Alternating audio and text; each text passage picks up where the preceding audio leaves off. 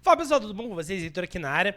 Eu acho que eu fiquei devendo um pouquinho para vocês, né, um conteúdo sobre a reforma tributária. A gente falou bastante sobre ela aí nos últimos dias, nas últimas semanas, na verdade, nas últimas 2 semanas, mas eu não vou ficar devendo não. E aí eu vou trazer um conteúdo diferente para vocês. Eu vou falar aqui vou chamar um auditor fiscal. Heitor, é um podcast? Não, eu vou fazer um conteúdo por telefone, tá? Falar com o Felipe Lacerda. Ele é auditor fiscal da Receita do Maranhão. Então, ninguém melhor do que ele para falar sobre tributos estaduais, tá bom? E aí depois, se vocês gostarem desse vídeo, a gente chama aqui um cara também da Receita Federal. Eu não sou um cara muito top não, mas eu tenho amigos muito tops, tá bom? Então vamos lá, vamos falar com o Lacerda aqui. Fala, irmão. Fala, Lacerda, tudo bom, cara? Como é que você tá? Tudo na paz, irmão, tudo certo. Show de bola. Cara, eu comecei um vídeo aqui falando sobre, que eu não tinha comentado sobre isso ainda, mas que você era a melhor pessoa possível para falar sobre isso. Você Uhum. é auditor fiscal da Receita do Maranhão, né? É um, Isso. é um amigo, porra, que eu tenho muito apreço, apesar de a gente a gente não se encontrar há algum tempo, mas tenho um carinho muito grande por você, cara. Mas E eu vamos por lá, você, irmão. vamos ao assunto, cara. O que você Uhum. achou dessa reforma tributária que passou agora sobre os tributos de serviço e mercadoria? Cara, então, a reforma tributária é algo que já está há mais de uma década no Congresso para se discutindo, né? O Isso. pessoal fala que ela foi passada a toca de caixa, mas não foi passada a toca de caixa. Ela está lá há mais de 10 anos sendo discutida, e Uhum. como toda matéria, quando ela foi botada para votação, houve emendas, né? Houve Sim. modificações nela, como ocorre em qualquer tipo de matéria, e aí, porque houve essas modificações, o pessoal falou que não teve discussão. Está discutindo há séculos no Congresso a reforma tributária. Certo. A gente tem um sistema tributário totalmente disfuncional. Tem Uhum. milhares de problemas no nosso sistema disfuncional, a começar pela questão injusta de que o imposto do ICMS ele tem a lógica de ser cobrado no destino. Então, por exemplo, se o cara em São Paulo vende uma mercadoria para o estado que você está, que é o Rio de Janeiro, uma indústria, você vai pagar, você vai comprar lá o produto dele, você vai pagar o imposto, só que em vez do imposto ficar para o Rio de Janeiro, você vai estar levando o imposto lá para São Paulo. Certo. O que é totalmente imposto. Você está pagando imposto aqui no Rio de Janeiro e está indo para São Paulo. Então a fábrica ela produz o produto lá no estado de São Paulo. Quando ela produz o produto, já tem imposto. Ela já é recolhido ICMS para o estado de São Paulo por produzir o produto lá no estado de São Paulo. Uhum. E quando ele vende para o Rio de Janeiro, o imposto deveria ficar no Rio de Janeiro, o que está sendo pago no Rio de Janeiro vai para São Paulo. Então, a reforma tributária ela já parte do princípio de mudar essa lógica e o imposto ir para o destino. Certo. Agora, o imposto fica no Rio de Janeiro. Mas tem problemas piores, né? Hoje em dia, o ICMS tem a caralhada desculpa a expressão, Fica à de, vontade. de isenções. São 27 estados com 27 legislações diferentes. Aí você pega os municípios, são 5 mil municípios com 5 mil legislações do ISS diferentes. Então você imagina para o empresário que ele tem lá o sistema dele para gerar as notas fiscais, para fazer a contabilidade toda dele, ele tem que ficar alimentando esse sistema com milhões de alíquotas diferentes, com milhões de casos de produtos específicos que têm isenções diferentes, redução de base de cálculo diferentes, porque Uhum. você tem isenção, você tem redução de base de cálculo, você tem imunidade. Então é uma loucura. O cara deixa de contratar, por exemplo, um engenheiro para parar de produção e tem um escritório de advocacia enorme, tributaristas, para lidar com isso. Tem uma galera de TI que está trabalhando só com isso. Meu pai, por exemplo, ele trabalha no L'Oréal. E o meu pai ficava louco que ele ficava responsável pelas notas fiscais e ele toda hora tinha que mudar lá no sistema do L'Oréal, questão de alíquota, legislação, porque toda hora mudava. Mudava a L'Oréal, vende para o Brasil inteiro, e aí mudava um municípiozinho lá no interior do Ceará, tinha que mudar o sistema. Então, o que você está me Né? dizendo é que a reforma veio para centralizar essas legislações, né? Para deixar todo mundo sob a mesma Sim, regra. a reforma veio para simplificar o sistema. Perfeito. Simplificando o sistema, você diminui os custos das empresas, com toda essa questão burocrática e surreal que existe no Brasil. Aham. E aí você pode pegar todo esse dinheiro que você está usando em uma questão burocrática que não gera valor nenhum para a sociedade e colocar para produzir produtos, né? Colocar em coisas que geram valor para a sociedade. Então, só por isso, a reforma já foi boa. É claro que no Congresso Nacional você tem milhares de lobbies, e esses lobbies se fizeram presentes durante a discussão da matéria agora foi semana passada, né? Sim. Na semana passada.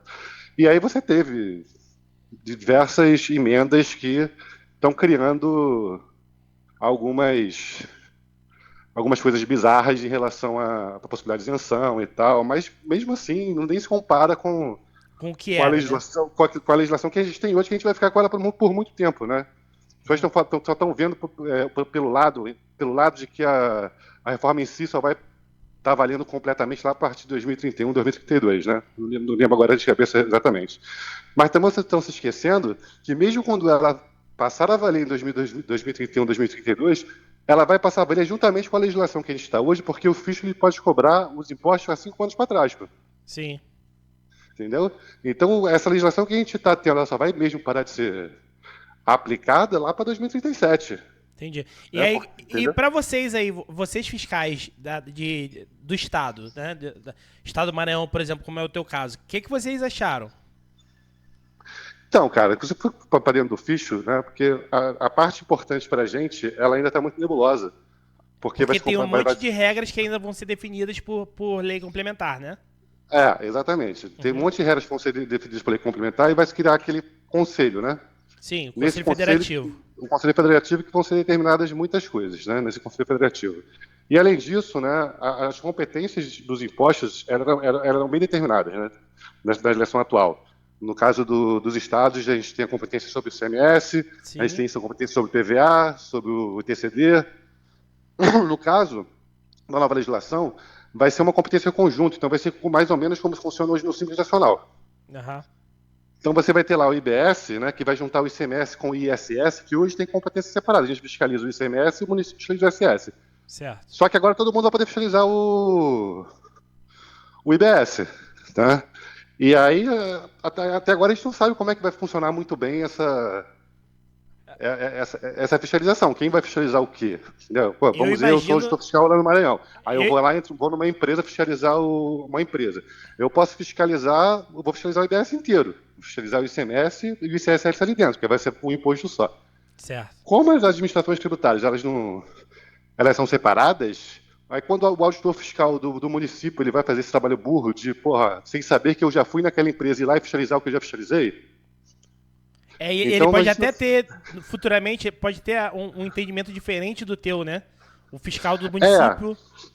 exatamente. Então, a gente não sabe muito bem ainda como é que vai ficar essa lógica aí da fiscalização, como é que vai fazer. É óbvio que a gente imagina o que possa acontecer, e que é por isso que os fichos municipais, principalmente das grandes capitais como Rio de Janeiro e São Paulo, foram extremamente contra a reforma, estão com medo de perder relevância dentro da fiscalização tributária. Sim, Né? Porque, obviamente, as fiscalizações estaduais elas têm uma estrutura melhor do que as fiscalizações municipais. sim. Até pelo Então, tamanho dos estados, né? exatamente. Então, a lógica seria que os fichos municipais dos grandes estados, das capitais, perdesse relevância para os fichos estaduais.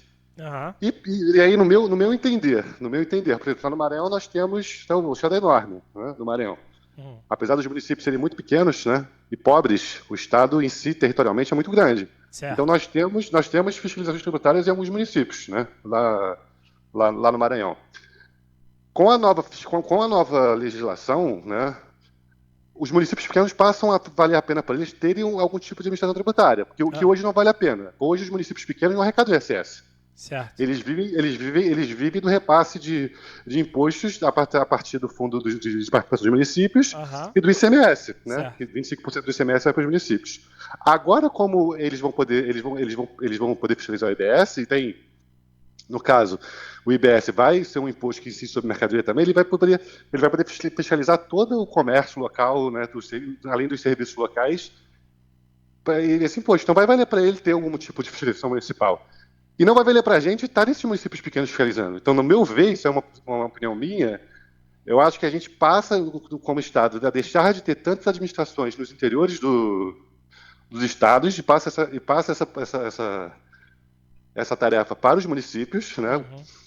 E a gente passa a se concentrar no grosso mesmo da arrecadação estadual, no caso, né? E eu acho que Rio de Janeiro, capital, São Paulo, por exemplo, os fichos desses provavelmente devem perder relevância e força, sim, né? Não sei, tudo é política, né? Os Quando chegar lá na municipais, frente, você tá falando, né? Os municipais devem perder força. os municipais grandes, né? Os municipais capital. Eu acho que os pequenos não, os pequenos eles ganham força agora, porque não vale a pena ter, por exemplo, uma administração tributária em, sei lá, Arraial do Cabo. A gente botar aqui o fisco do estadual, botar fiscal, auditor fiscal lá em Arraial do Cabo, para fiscalizar o comércio de Arraial do Cabo, e vai valer a pena para os municípios de Arraial do Cabo ter auditor fiscal lá, nem bem precisa pouco, porque seja pequena, para fazer a fiscalização do IBS dentro da cidade dele, entendeu? Entendi. O que hoje tem muito município pequeno que não vale a pena porque ele não arrecada ISS. Sim. Entendeu? Então não vale a pena, entendeu? E agora acho que vai começar a valer a pena, entendeu? Agora, na capital, os estados vão fiscalizar. Na capital, os estados vão continuar fiscalizando. E agora vão fiscalizar o IBS, que é os dois impostos justos. Então, acho que nas capitais o fisco municipal perde força. Agora, como vai acontecer? Isso tudo envolve política. Sim. Então, quando chegar lá na frente e poder terminar como é que vai ser essa lógica aí, com certeza vai vir governador, prefeito, secretário, e aí vão tentar entrar em algum acordo e ninguém sabe o que vai sair disso aí, né? Beleza. Lacerda, irmão, muito obrigado. Porra, foi top. Eu nem sabia que a gente ia fazer um comentário tão diferente. Eu não vi ninguém falando sobre isso. Que você tá na esteira, cara?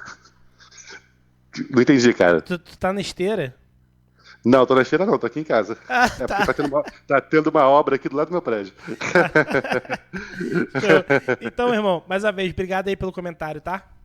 Obrigado a você, então. Um abraço, cara. Valeu, cara. Tchau, tchau. Tchau. Então, pessoal, vocês viram aí o comentário de um fiscal, né? Fiscal estadual, falando sobre a reforma tributária. Existem 57 menções a leis complementares na reforma que passou. Ou seja, não sei agora se são as mesmas leis, mas existe uma possibilidade de ter 57 leis diferentes para complementar a reforma. E futuramente, o ministro da Fazenda, Fernando Haddad, já falou que futuramente, já para o final do ano, estão preparando a reforma do imposto de renda, ok? E sabe-se lá o que vai acontecer. Já tem notícias que a gente vai ter o maior IVA do mundo. IVA é o Imposto sobre Valor Agregado, que são os dois impostos, né? O IBS mais agora me fugiu o nome do outro imposto, que foram criados, que são IVAs, tá? São Impostos sobre Valor Agregado, que vão substituir ICMS e ISS. Mas vocês viram o comentário de um fiscal, um cara que trabalha, que está lá na frente, né? Tá na ponta, falando sobre isso. Então, existe um gigantesco passo para que essa reforma aconteça de fato, a gente comece a ver como ela vai ficar. Enfim, no mínimo, como ele falou aí, o fisco tem 5 anos para fiscalizar para trás e tem várias regras que começam a valer só a partir de 2032, ou seja, até 2037 tem muito pano aí. Se você quiser criar hoje um canal sobre reforma tributária, você vai ter 15 anos de conteúdo para postar. Essa que é a verdade dos fatos. Tá bom, pessoal? Então, espero que vocês tenham gostado. Coloquei aí o Lacerda, que é meu amigo, para falar com vocês. Tem outros amigos fiscais, tem amigo que foi subsecretário, tem amigo que foi secretário de cidade. Enfim, se você gostou, eu chamo eles aqui pra gente falar por telefone. Sem burocracia, sem podcast, 2 horas de conteúdo. Não. 10 minutinhos, a gente tá aqui agora com 13 minutinhos de conteúdo para você ficar ligado e saber o que vai acontecer. Se você é empresário, por exemplo, você vai poder se planejar. Se você é consumidor final, você vai saber se você vai pagar mais ou menos imposto. Só para dar um exemplo, tá bom, pessoal? Não sou especialista, mas eu trago especialista aqui para vocês. Então eu fico por aqui, até mais e valeu!